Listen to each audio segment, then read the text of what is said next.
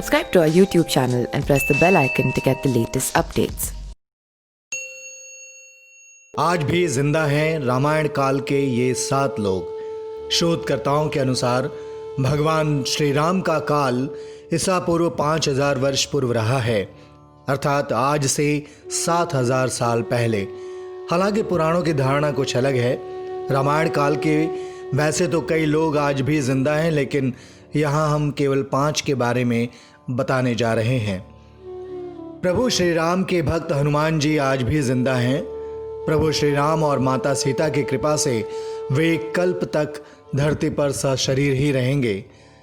भगवान श्री राम ने रावण के अनुज विभीषण को अजर अमर होने का वरदान दिया था। विभीषण जी 7 चिरंजीवियों में एक हैं और अभी तक विद्यमान हैं।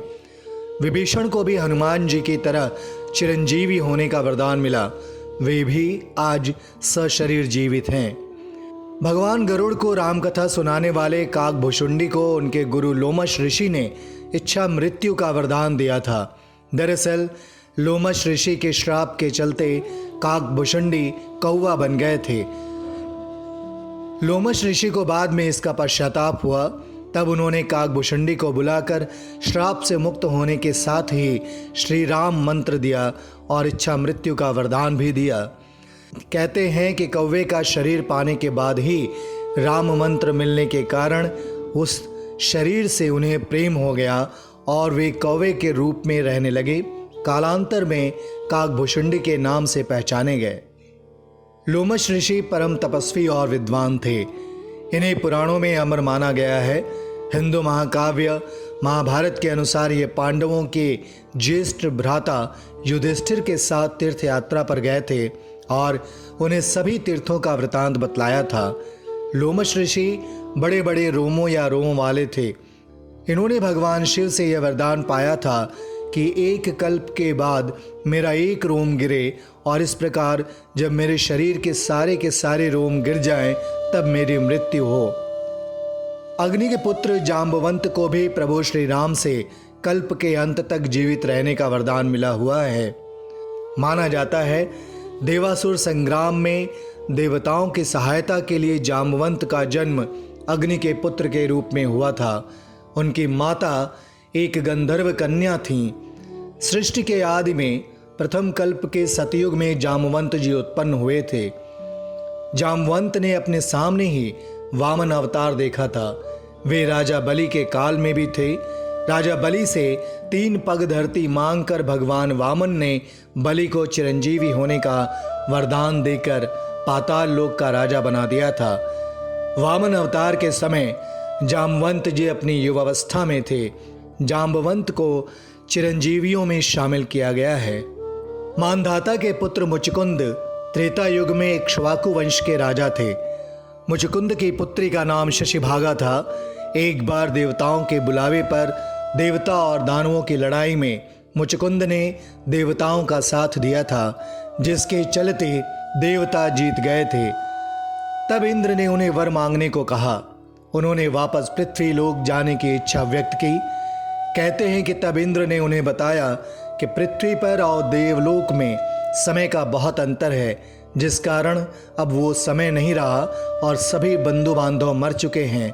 उनके वंश का कोई नहीं बचा। यह जान मुचकुंद दुखी हुए और वर मांगा कि उन्हें सोना है। तब इंद्र ने वरदान दिया किसी निर्जन स्थान पर सो जाएं और यदि कोई उन्हें उठाएगा तो मुचकुंद की दृष्टि पड़ते ही वो भस्म हो जाएगा। द्वापर में जब काल यवन और कृष्ण में द्वंद्व युद्ध का जय हो गया, तब काल यवन श्री कृष्ण की ओर दौड़ा। भगवान श्री कृष्ण तुरंत ही दूसरी ओर मुंह कर रणभूमि से भाग चले और काल यवन उन्हें पकड़ने के लिए उनके पीछे पीछे दौड़ने लगा। भगवान श्री कृष्ण लीला करते हुए भाग रहे थे। काल यवन पग पग यही समझता था कि अब पकड़ा तब पकड़ा। इस प्रकार भगवान बहुत दूर तक पहाड़ की गुफा में घुस गए। उसके पीछे काल यवन भी घुसा। वहां उसने एक दूसरे ही मनुष्य को सोते हुए देखा। उसे देखकर काल यवन ने सोचा, मुझसे बचने के लिए श्री कृष्ण इस तरह का भेष बदलकर छुप गए हैं। देखो तो सही, मुझे मूर्ख बनाकर साधु बाबा बनकर सो रहा है। उसने ऐसा कहकर उस सोए हुए व्यक्ति को कसकर एक लात मारी। वो पुरुष बहुत दिनों से वहां सोया हुआ था। पैर की ठोकर लगने से वो उठ पड़ा और धीरे धीरे उसने अपनी आंखें खोली। इधर उधर देखने पर पास ही काल यवन खड़ा दिखाई दिया। वो पुरुष इस प्रकार ठोकर मारकर जगाए जाने से कुछ रुष्ट हो गया था। उसके दृष्टि पड़ते ही काल यवन के शरीर में आग पैदा हो गई और वो क्षण भर में जलकर राख का ढेर हो गया।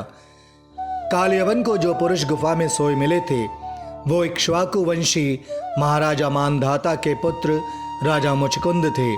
इस तरह काल यवन का अंत हुआ। कहते हैं कि इसके बाद मुचकुंद पुनः सो गए और वो आज भी सोए हुए हैं। भगवान विष्णु के छठे अवतार परशुराम आज भी जीवित हैं। त्रेता युग से द्वापर युग तक परशुराम के लाखों शिष्य थे। महाभारत काल के वीर योद्धाओं भीष्म, द्रोणाचार्य और कर्ण को अस्त्र शस्त्रों की शिक्षा देने वाले गुरु, शस्त्र एवं शास्त्र के धनी ऋषि परशुराम का जीवन संघर्ष और विवादों से भरा रहा है। सतयुग में जब एक बार भगवान श्री गणेश ने परशुराम को शिव दर्शन से रोक लिया तो रुष्ट परशुराम ने उन पर परशु से प्रहार किया, जिससे भगवान श्री गणेश का एक दांत नष्ट हो गया और वो एक दंत कहलाए। त्रेता युग में जनक, दशरथ आदि राजाओं का उन्होंने समुचित सम्मान किया। सीता स्वयंवर में भगवान श्री राम का अभिनंदन किया। द्वापर में उन्होंने कौरव सभा में भगवान श्री कृष्ण का समर्थन किया और इससे पहले उन्होंने भगवान श्री कृष्ण को सुदर्शन चक्र उपलब्ध करवाया था। द्वापर में उन्होंने असत्य वाचन करने के दंड स्वरूप कर्ण को सारी विद्या विस्मृत हो जाने का श्राप दिया था। उन्होंने भीष्म, द्रोण और कर्ण को शस्त्र विद्या प्रदान की थी। इसी तरह परशुराम के अनेक किस्से हैं। कठिन तप से प्रसन्न होकर भगवान विष्णु ने उन्हें कल्प के अंत तक तपस्यारत भूलोक पर रहने का वर दिया। भगवान परशुराम किसी समाज विशेष के आदर्श नहीं हैं। वे संपूर्ण हिंदू समाज के हैं और चिरंजीवी हैं। उन्हें प्रभु श्री राम के काल में भी देखा गया और भगवान श्री कृष्ण के काल में भी। उन्होंने ही भगवान श्री कृष्ण को सुदर्शन चक्र उपलब्ध कराया था। कहते हैं कि वो कलिकाल के अंत में उपस्थित होंगे। ऐसा माना जाता है कि वो कल्प के अंत तक धरती पर ही तपस्यारत रहेंगे। पौराणिक कथाओं में वर्णित है कि महेंद्रगिरी पर्वत भगवान परशुराम की तप की जगह थी और अंततः वो उसी पर्वत पर कल्पांत तक के लिए तपस्यारत होने चले गए थे। Subscribe to our YouTube channel and press the bell icon to get the latest updates.